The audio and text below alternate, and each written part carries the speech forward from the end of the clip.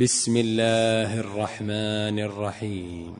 الحمد لله الذي أنزل على عبده الكتاب ولم يجعل له عوجا قيما لينذر بأسا شديدا من لدنه ويبشر المؤمنين الذين يعملون الصالحات أن لهم أجرا حسنا ماكثين فيه أبدا وينذر الذين قالوا اتخذ الله ولدا ما لهم به من علم ولا لآبائهم كبرت كلمة تخرج من أفواههم إن يقولون إلا كذبا فلعلك باخع نفسك على آثارهم إن لم يؤمنوا بهذا الحديث أسفا إنا جعلنا ما على الأرض زينة لها لنبلوهم أيهم أحسن عملا وإنا لجاعلون ما عليها صعيدا جرزا أم حسبت أن أصحاب الكهف والرقيم كانوا من آياتنا عجبا إذ أوى الفتية إلى الكهف فقالوا ربنا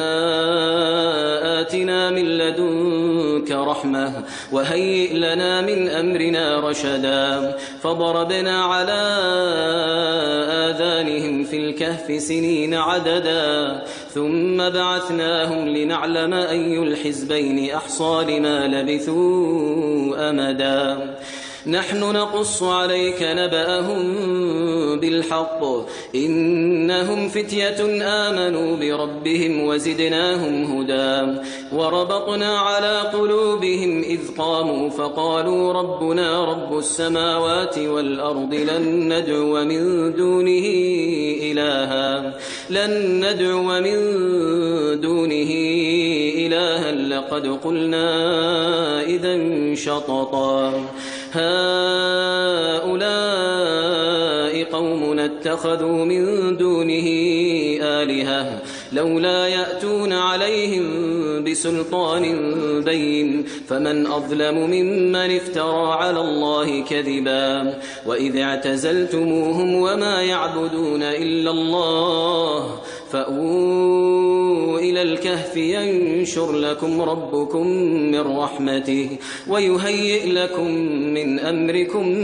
مرفقا وترى الشمس إذا طلعت تزاور عن كهفهم ذات اليمين وإذا غربت تقرضهم ذات الشمال وهم في فجوة منه ذلك من آيات الله من يهد الله فهو المهتد ومن يضلل فلن تجد له وليا مرشدا وتحسبهم أيقاظا وهم رقود ونقلبهم ذات اليمين وذات الشمال وكلبهم باسط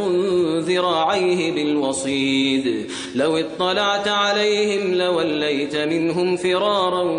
ولملئت منهم رعبا وكذلك بعثناهم ليتساءلوا بينهم قال قائل منهم كم لبثتم قالوا لبثنا يوما أو بعض يوم قالوا ربكم أعلم بما لبثتم فابعثوا أحدكم بورقكم هذه إلى المدينة فلينظر أيها أزكى طعاما فليأتكم برزق منه وليتلطف ولا يشعرن بكم أحدا إنهم إن يظهروا عليكم يرجموكم أو يعيدوكم في ملتهم ولن تفلحوا إذن أبدا وكذلك أعثرنا عليهم ليعلموا أن وعد الله حق وأن الساعة لا ريب فيها إذ يتنازعون بينهم أمرهم فقالوا ابنوا عليهم بنيانا ربهم أعلم بهم قال الذين غلبوا على أمرهم لنتخذن عليهم مسجدا سيقولون 3 رابعهم كلبهم ويقولون 5 سادسهم كلبهم رجما بالغيب ويقولون 7 وثامنهم كلبهم قل ربي أعلم بعدتهم ما يعلمهم إلا قليل فلا تمار فيهم إلا مراء ظاهرا ولا تستفت فيهم منهم أحدا ولا تقولن لشيء إني فاعل ذلك غدا إلا أن يشاء الله واذكر ربك إذا نسيت وقل عسى أن يهديني ربي لأقرب من هذا رشدا ولبثوا في كهفهم 300 سنين وازدادوا 9 قل الله أعلم بما لبثوا له غيب السماوات والأرض أبصر به وأسمع ما لهم من دونه من ولي ولا يشرك في حكمه أحدا واتل ما أوحي إليك من كتاب ربك لا مبدل لكلماته ولن تجد من دونه ملتحدا واصبر نفسك مع الذين يدعون ربهم بالغداة والعشي يريدون وجهه ولا تعد عيناك عنهم تريد زينة الحياة الدنيا ولا تطع من أغفلنا قلبه عن ذكرنا واتبع هواه وكان أمره فرطا وقل الحق من ربكم فمن شاء فليؤمن ومن شاء فليكفر إنا أعتدنا للظالمين نارا أحاط بهم سرادقها وإن يستغيثوا يغاثوا بماء كالمهل يشوي الوجوه بئس الشراب وساءت مرتفقا إن الذين آمنوا وعملوا الصالحات إنا لا نضيع أجر من أحسن عملا أولئك لهم جنات عدن تجري من تحتهم الأنهار يحلون فيها من أساور من ذهب ويلبسون ثيابا خضرا من سندس واستبرق متكئين فيها على الأرائك نعم الثواب وحسنت مرتفقا واضرب لهم مثل الرجلين جعلنا لأحدهما جنتين من أعناب وحففناهما بنخل وجعلنا بينهما زرعا كلتا الجنتين آتت أكلها ولم تظلم منه شيئا وفجرنا خلالهما نهرا وكان له ثمر فقال لصاحبه وهو يحاوره أنا أكثر منك مالا وأعز نفرا ودخل جنته وهو ظالم لنفسه قال ما أظن أن تبيد هذه أبدا وما أظن الساعة قائمة ولئن رددت إلى ربي لأجدن خيرا منها منقلبا قال له صاحبه وهو يحاوره أكفرت بالذي خلقك من تراب ثم من نطفة ثم سواك رجلا لكن هو الله ربي ولا أشرك بربي أحدا ولولا إذ دخلت جنتك قلت ما شاء الله لا قوة إلا بالله إن ترني أنا أقل منك مالا وولدا فعسى ربي أن يؤتيني خيرا من جنتك ويرسل عليها حسبانا من السماء فتصبح صعيدا زلقا أو يصبح ماؤها غورا فلن تستطيع له طلبا وأحيط بثمره فأصبح يقلب كفيه على ما أنفق فيها وهي خاوية على عروشها ويقول يا ليتني لم أشرك بربي أحدا ولم تكن له فئة ينصرونه من دون الله وما كان منتصرا هنالك الولاية لله الحق هو خير ثوابا وخير عقبا واضرب لهم مثل الحياة الدنيا كماء إن أنزلناه من السماء فاختلط به نبات الأرض فأصبح هشيما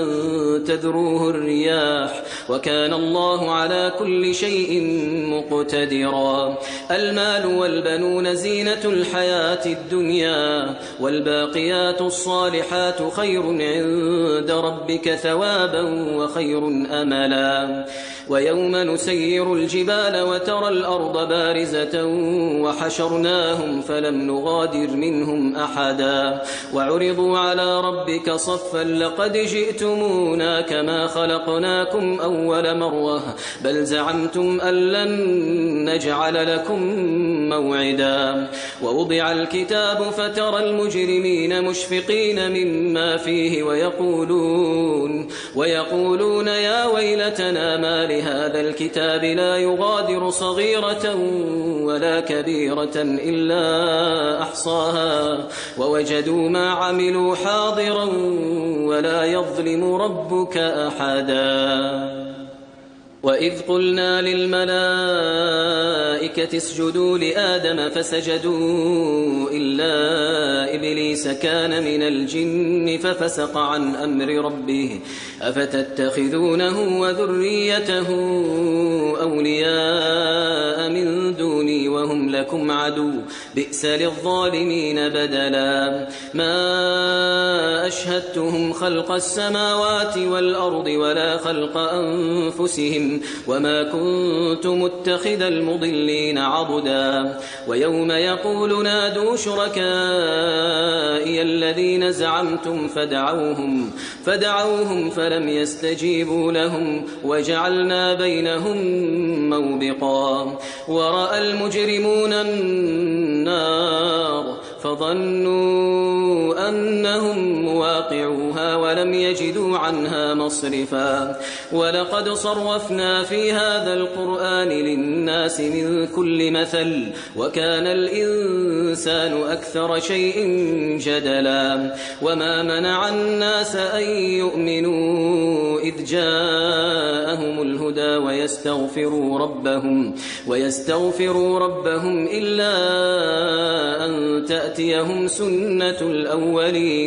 إلا أن تأتيهم سنة الأولين أو يأتيهم العذاب قبلا وما نرسل المرسلين إلا مبشرين ومنذرين ويجادل الذين كفروا بالباطل ليدحضوا به الحق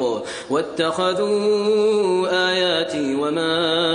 أنذروا هزوا ومن أظلم ممن ذكر بآيات ربه فأعرض عنها ونسي ما قدمت يداه إنا جعلنا على قلوبهم أكنة أن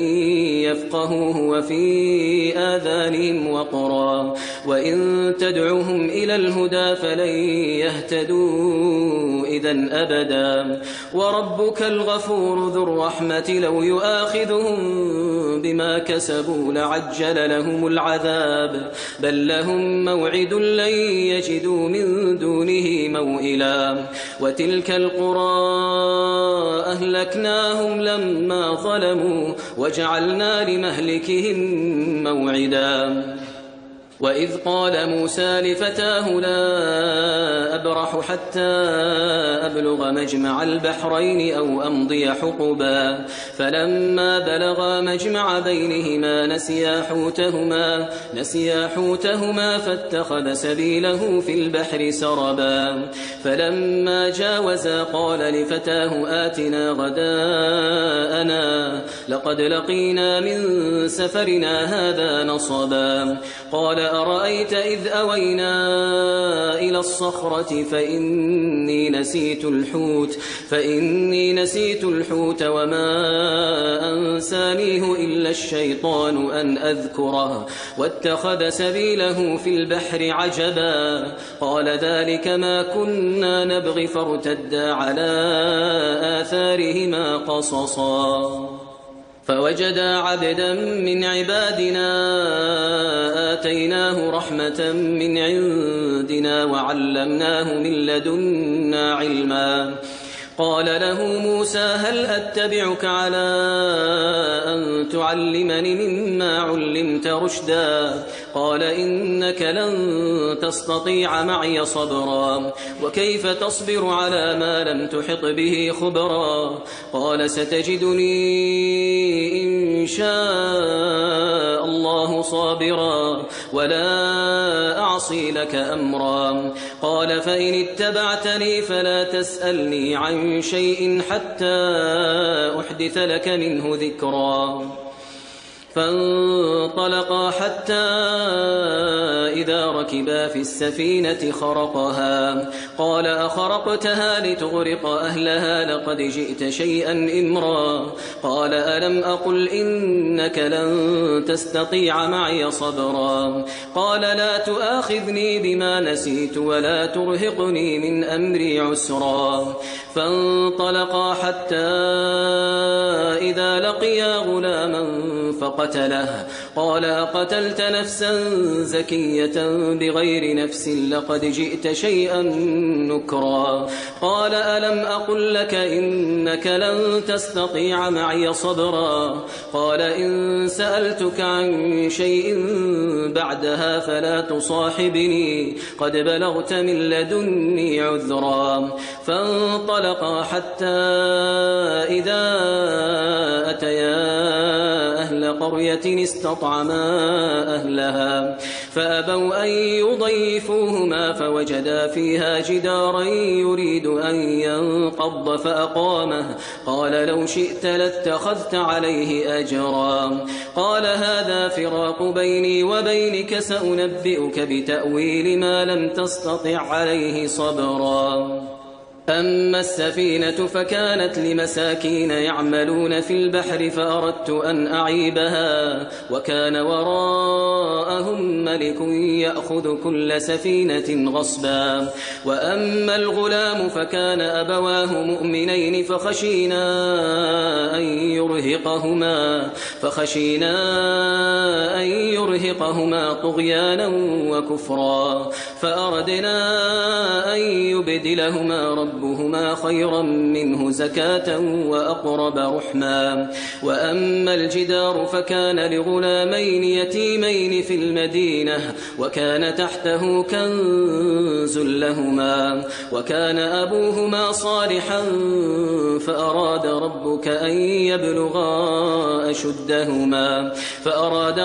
أن يبلغا أشدهما ويستخرجا كنزهما رحمة من ربك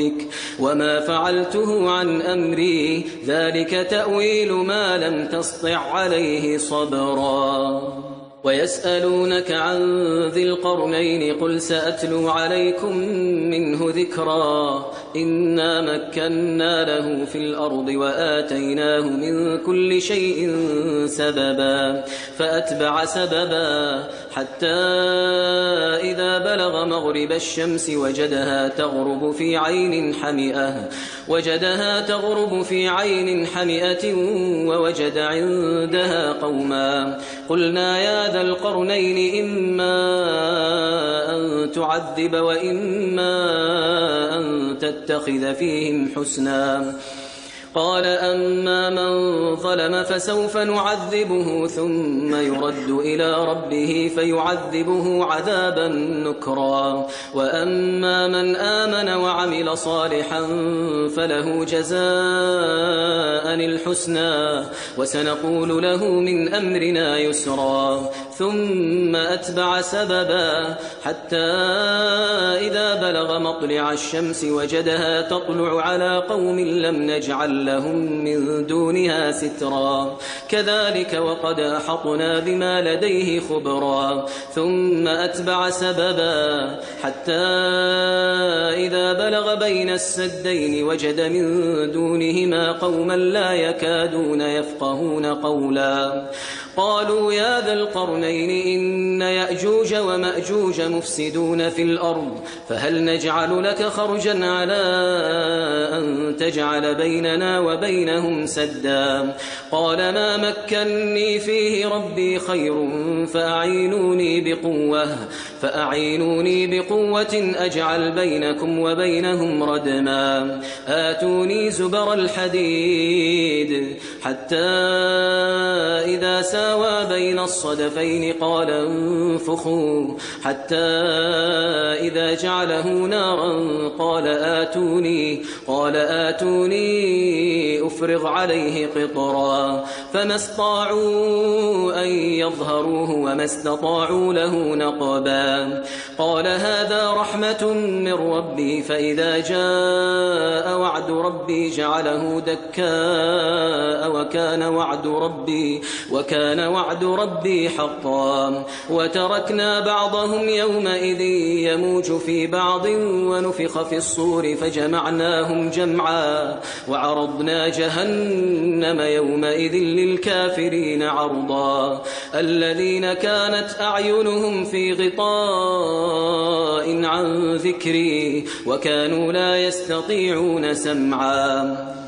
أفحسب الذين كفروا أن يتخذوا عبادي من دوني أولياء إنا أعتدنا جهنم للكافرين نزلا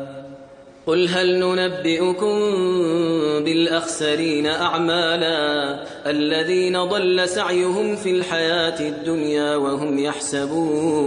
وهم يحسبون أنهم يحسنون صنعا أولئك الذين كفروا بآيات ربهم ولقائه فحبطت أعمالهم فلا نقيم لهم يوم القيامة وزنا ذلك جزاؤهم جهنم بما كفروا واتخذوا آياتي ورسلي هزوا